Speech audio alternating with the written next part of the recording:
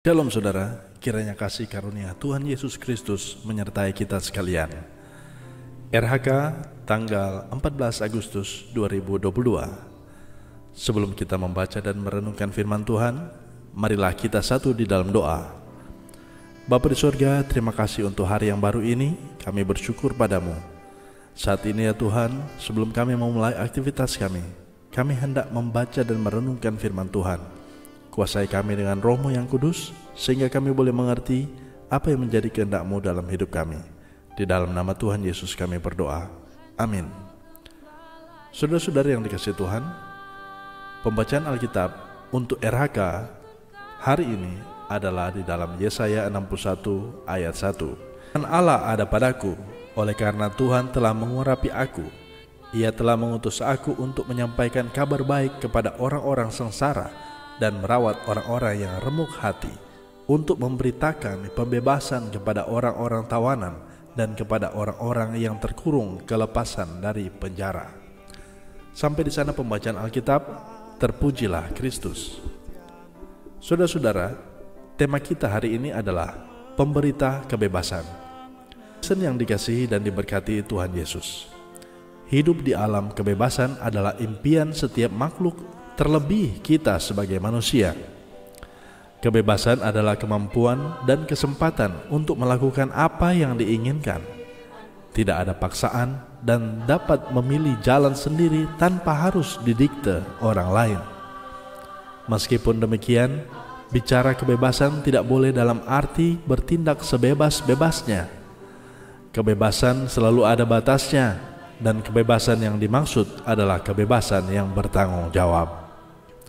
Kebebasan yang tidak merugikan dan mengorbankan orang lain. Kebebasan yang menjunjung tinggi harkat dan martabat setiap orang, di mana tidak mengganggu, membatasi, mengurangi, apalagi menindas hidup seseorang. Kebebasan seperti inilah yang mesti menjadi panggilan gereja, termasuk keluarga Kristen, untuk senantiasa memberitakan yang disampaikan firman Tuhan.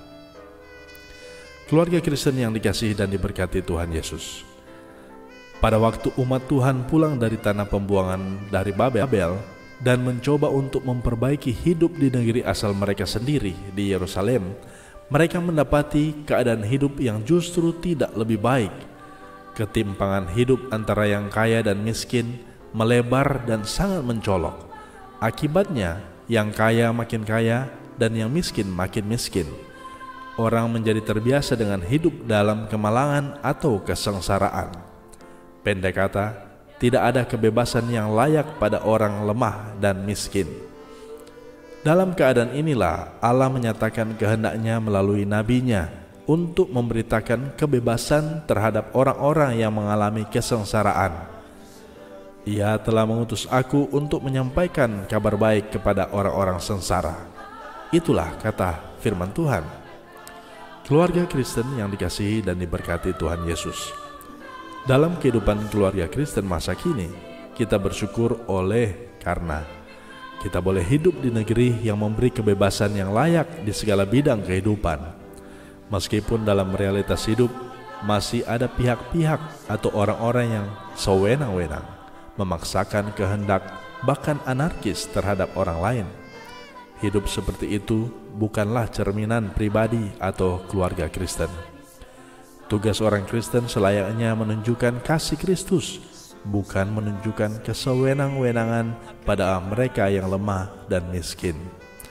Sebagai pribadi dan keluarga Kristen, kita dipanggil demi menghadirkan shalom Allah yang membebaskan dan menyelamatkan.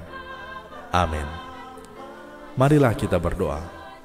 Ya Tuhan, Tuhan kami, biarlah Roh-Mu menguasai hidup kami, supaya kami pun dapat menjadi pemberita kebebasan dan mampu mewujudkan kasih Kristus terhadap sesama kami. Amin.